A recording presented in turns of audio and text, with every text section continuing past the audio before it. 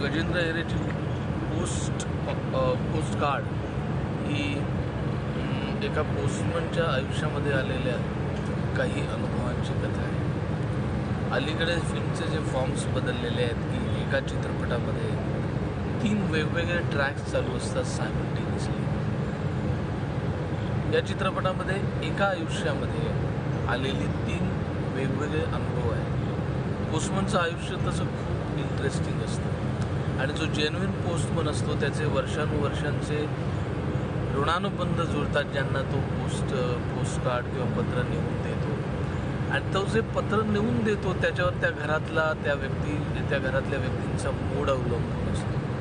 कधी ते आनंदी होतात, कधी ते दुःखी होतात, कधी काहीतरी काळजी वाटायला लागते. असे वेगवेगळे मूड्स जणू काही आपल्या जोडीतून तो पोस्टमन घेऊन येत असतो.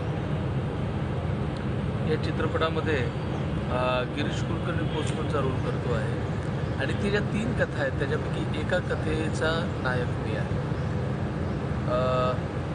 फार इंटरेस्टिंग आणि वेगळं कॅरेक्टर आहे.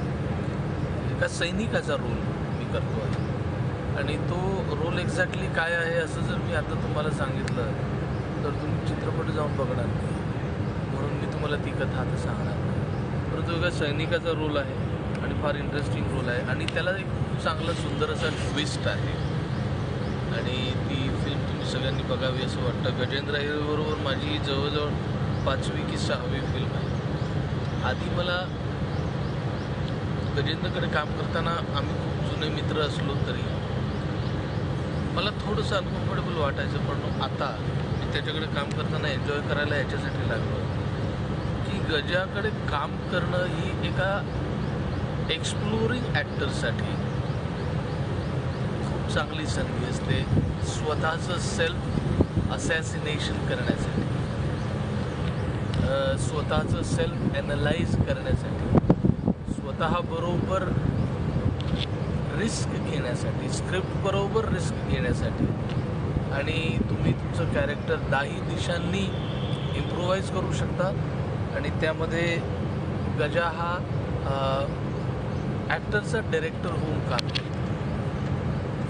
त्याच्यामुळे ॲक्टरला खूप स्वतःबरोबर प्रयोग करण्याची मुभा असते, म्हणून त्याच्यावर काम करताना मला खूप मजा येते.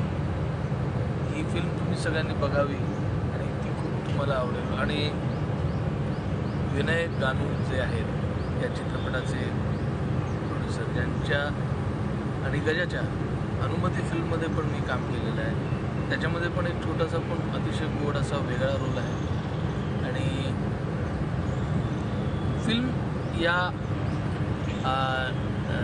गोष्टीकडे एक उद्योग म्हणून गानू साहेब पाहतात आहेत असं मला वाटतं. म्हणजे वन टाईम प्रोड्युसर खूप असतात की आपल्याकडे काही पैसे स्पेअर पडलेले आहेत, एक सिनेमा करूया, हिरोईनबरोबर चित्रपट येईल, नाव होईल आपलं, बस बाकी आपलं सगळं दुसरं चाललेलंच आहे.